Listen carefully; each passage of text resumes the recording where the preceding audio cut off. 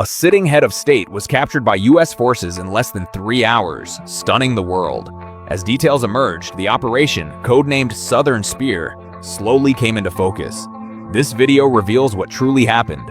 At 5:00 a.m. on January 3rd, Venezuela's president vanished.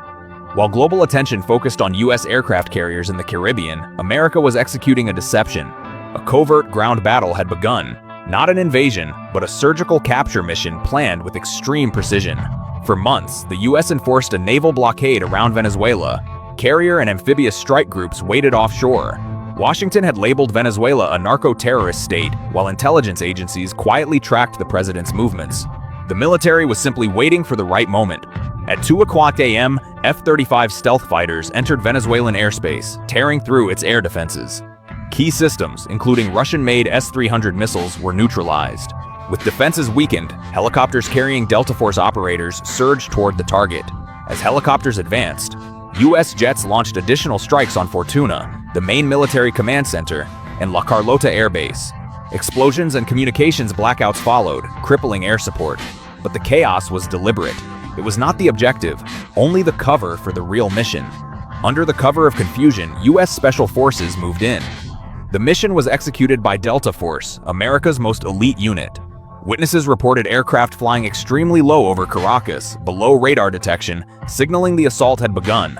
Venezuela's Presidential Guard responded quickly but was overwhelmed. Yada yada. U.S. helicopters unleashed suppressive fire while landing at multiple sites. Others hovered above the target, deploying assault teams. Armed helicopters provided continuous cover as Delta Force operators descended and began clearing the compound. U.S. intelligence had already infiltrated Maduro's inner circle. Delta Force also built a full-scale replica of his safe house and rehearsed repeatedly. When operators breached the doors, security had no time to react. Flashbangs disoriented guards as the team forced entry before Maduro could escape. Maduro was completely shocked as Delta Force stormed the compound. He and his wife were subdued immediately and rushed to an extraction point.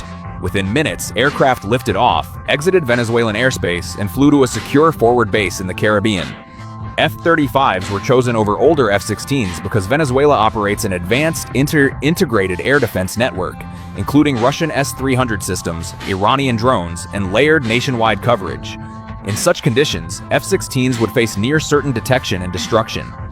F-35s, with stealth, sensor fusion, electronic warfare, and data link capabilities, could evade radar, suppress defenses, and clear a safe corridor for special forces. The jets launched from Puerto Rico, covering roughly 1,300 kilometers with aerial refueling, enough to reach all of Venezuela.